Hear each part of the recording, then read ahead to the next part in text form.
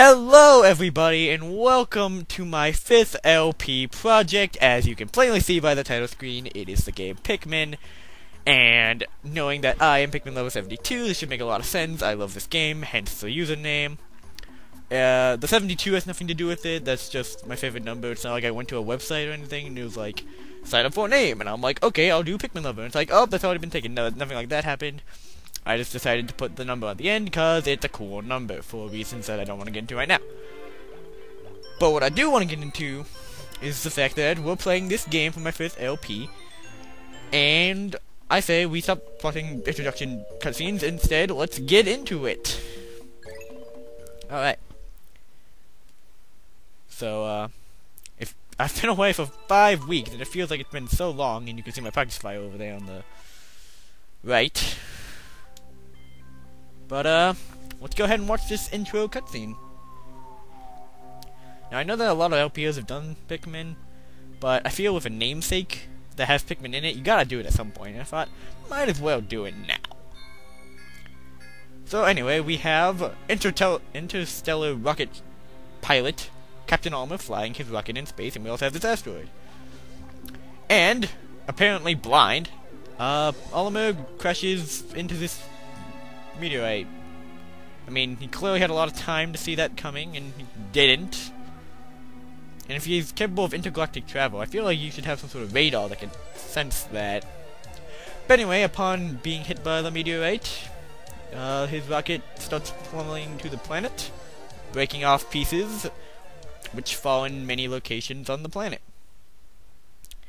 And there's your intro cutscene. Very short, very sweet, no dialogue. Very self-explanatory. Pretty much, we crashed on a ship. Oh, we crashed on a ship. We crashed on a planet. The ship is destroyed, as you can plainly see. My name is Captain Alma. While traveling through space, my ship was struck by a meteor. I must have blacked out, and I awoke on the surface of a weird planet. With so many parts lost, a skeletal hull of my beloved dolphin is a painful sight. The engine is gone. I'm stranded. Fun fact, it's called the Dolphin because the code name for the GameCube when it was being made was Project Dolphin. To make matters worse, my atmospheric sensors indicate this planet's environment contains high level of poisonous oxygen. My life support systems can only function for 30 days. If I cannot repair the Dolphin by then, no, better not to think about it. I must find the missing ship parts. And with that, we can now control Alma. You can do punch of A, and that's about it. For now, at least. But if you walk over here, you'll notice thing come out of the ground and spit out a seed. A strange thing has appeared before me. I had barely begun my search when it reared up as if it were waiting for me. Then dropped a single seed. What is it? Is it alive? Is it a machine? It resembles a vegetable on my home planet, though we call it onion. I should call it an onion, too. So we got an alien using English names for vegetables. Strange, but okay. Also, I don't think... They have to be different onions, because onions need oxygen to live, and they say oxygen is poisonous. And what kind of life can survive without oxygen anyway? Is this even carbon-based life? Have we discovered a new type of life? This is getting too scientific. The seed of the onion that the onions dropped took root in the soil and has now produced an adorable little sprout. This sprout emits a strange light. It sways back and forth without benefit of the wind. I cannot help but think it is calling to me. I am compelled. I must approach it. Yeah, if you couldn't tell, this is like the tutorial level. And with that, we've plucked our first creature, plant, humanoid thing. Extraordinary, when I plucked the sprout, it turned out to be a living creature, not a plant. Picking it has done no visible damage. It just stands there, staring at me. Its shape is similar to the Pick brand character I love so much. I believe I should call it a Pikmin. Thus, the title of the game. Here I am, stranded on a toxic planet, fighting to survive, and yet I'm intrigued. I must research this fascinating creature. I shall try to grab it and throw it with A, and I will call it to my side with B. Perhaps it will react to C and X as well. The following controls appear to allow me several viewpoints. I will rotate the camera All to zoom in and out, to change the angle. Must survive. I need to familiar myself with these controls and my surroundings. So, as he said, you can use L to kind of track behind Olimar. All has 3 different views, close, medium, and far. I'll probably be using medium the most. And Z toggles a top view, or like a kind of 3/4 view. Like, not horizontal, but not vertical either. Anyway, so with Pikmin in your troop, you can hold A to grab them, like this, and then release A to throw them. And when you throw them at an object, they will start interacting with that object, such as carrying this pellet back to the onion. And when you carry the pellet back to the onion, you get more seeds. Astonishing, the onion has found more seeds. The small red pellet the Pikmin host after cutting down the flower appears to be some sort of type of food that can propagate more Pikmin. The onion seems to be some sort of incubator. Needless to say, I must study this strange life form more. So, when you throw a Pikmin, when you have a Pikmin, they're in like a following you around state, like this. And then you can press and throw them, and when you throw them, they then turn into either 1 or 2 states. They're idle state, where they have nothing around them to interact with, so they'll just sit there waiting for something to pop up that they can interact with. Or, the other option is, if there is something in their vicinity they can interact with, they'll immediately start interacting with it. So, like that. I threw a Pikmin, it decided whether or not there was an object to interact with. There was, so it started interacting with it. But you can also throw one where there's nothing, and that's in its idle form. So you want to familiar yourself with that pretty quickly. Now you can also use the C-stick around interactable items to immediately make the Pikmin go from their following state directly to interacting without having to be idle first. And alternatively, you can press X to make all your Pikmin go to the idle state instead of just one with a throw. So like, you do that, then they'll all be idle. Unless, of course, you have something to interact with, in which case they'll start interacting with it. So that's your little tutorial explained in a few ways. Also, when you're plucking Pikmin, they're pretty sure they'll probably go over this later, but if you hit A multiple times, instead of just picking up one, you're going to be picking up many.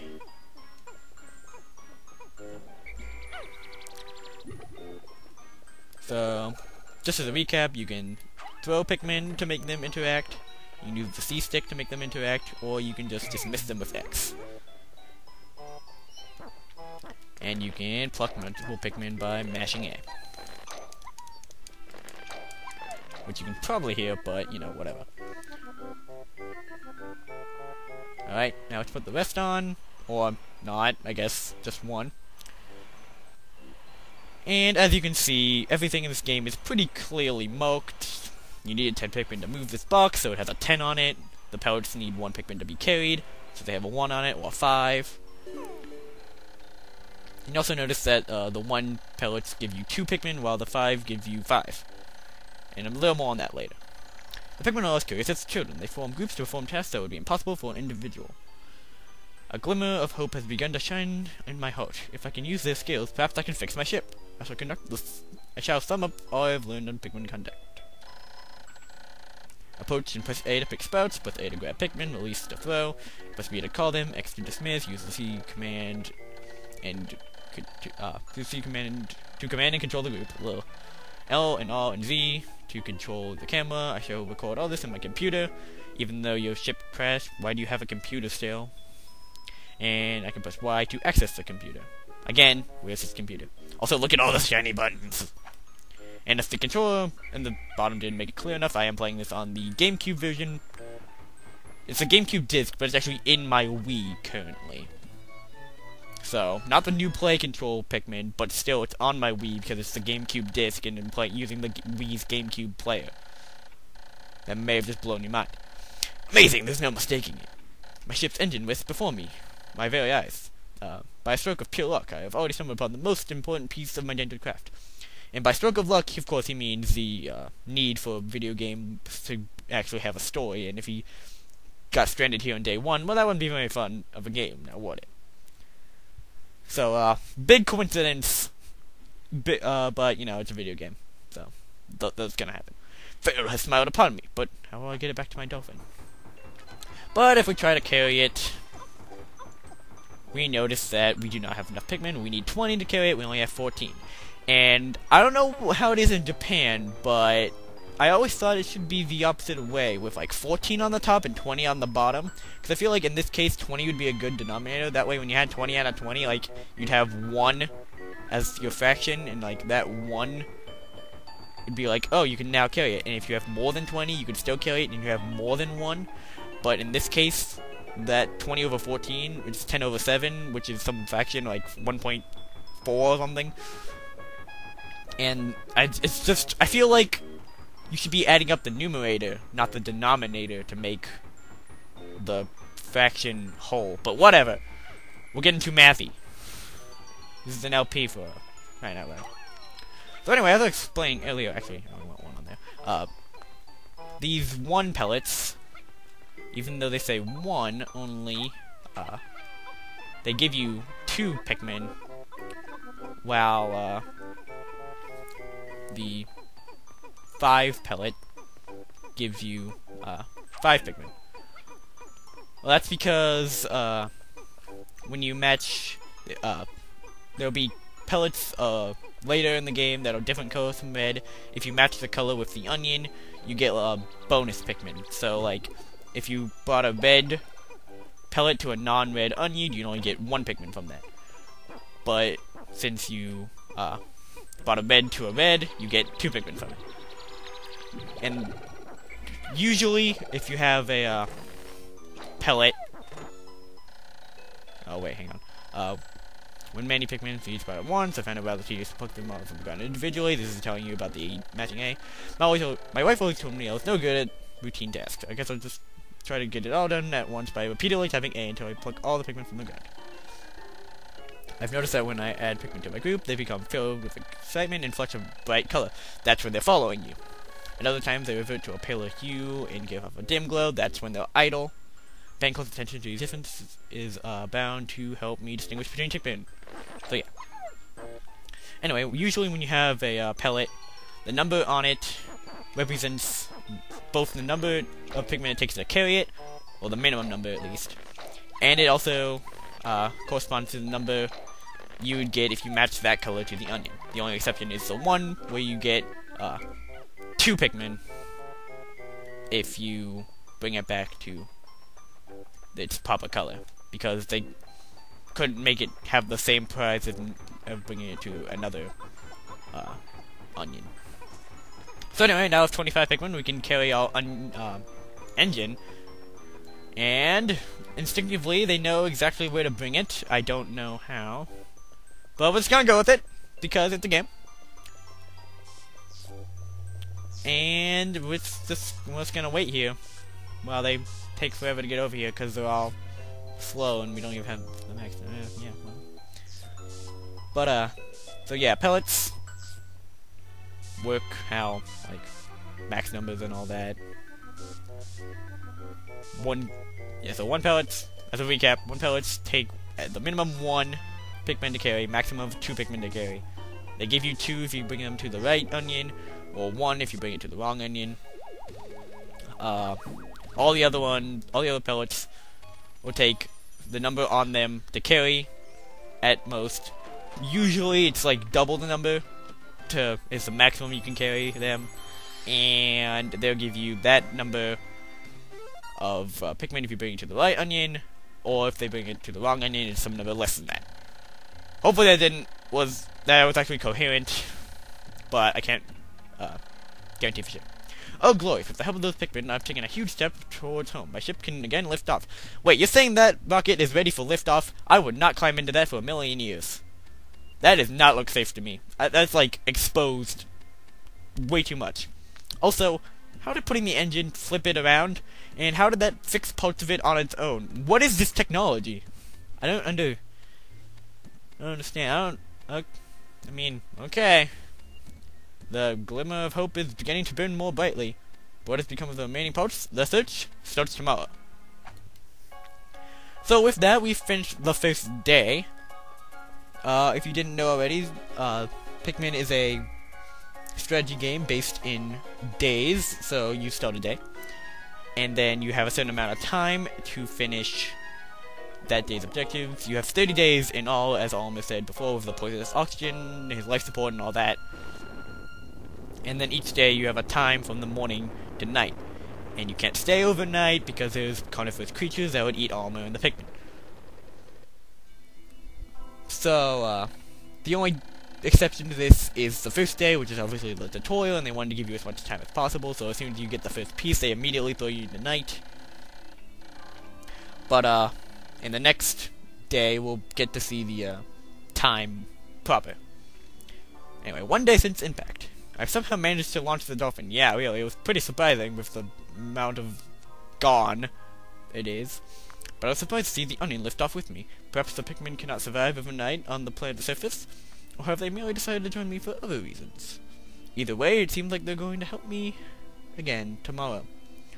So, every day you get this little, like, recap thing, or just a random article in Alma's log.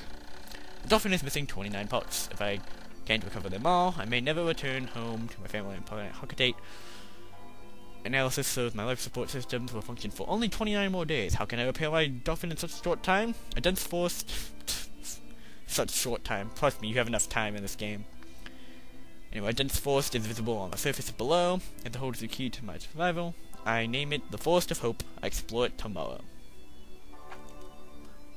And then after your logbook, you get this little summary graph, which shows your Pikmin population throughout the day. Although the bubbles don't really make any sense, but those are going to be your main components of the time scale in day. And then they give you a little summary of how your Pikmin did that day. We got 25 sprouted, which is obviously 25 since we started the game because it was the first day. We didn't fight anything, so we didn't lose anything to fighting. And there were none left behind because it's impossible on the first day to leave any behind. And pretty much what that means is that if there's any Pokemon out in the field, which means they're not following Alma, in their onion, or at the campsite, then they're considered left behind, or at the end of the day, they're eaten by the nocturnal creatures, and you lose those Pikmin. So it's kind of like losing them in battle, except for, just imagine that you're losing them in battle, except for, like, at the very end of the day, the battle is with every creature ever, and they just all eat them at once. But if you have them in the onion, or following you, or at the campsite, then you're fine. So anyway, we have one chip piece, 25 red Pikmin, 29 parts remaining, 29 days remaining, and trust me, it's, you can get more than one piece per day. In fact, it's kind of sad if you only get one piece per day. So anyway, we're gonna save, and, I think one reason that a whole bunch of LPs this game is that it's structured really nicely for LPs, because each day will be its own episode, and I'm just going to be following that, like, pattern. And so we did the first day, so that's the first episode. So thank you very much for watching. I hope you enjoy this, and we'll be tackling the Forest of Hope in the next episode. Oh, one more thing! Before I forget, it is a Saturday right now when I'm recording this, and I hope it goes up either Saturday or like in the early morning of Sunday. I'm doing one episode per day for my entire spring break, which goes to the Sunday after next. I think it's like April 10th, maybe? No, April like 7th. 6th, maybe? I don't know. The Sunday that is in the first Sunday in April, because tomorrow is Sunday the 31st. So, yeah, that is from... Until then, there's a video per day. Because I feel like 5 weeks to wait to get to this episode was a lot of time, and I'm going to be making up with... So, video per day for the next week. So, look forward to that, and I'll see you next episode for the Forest of Hope.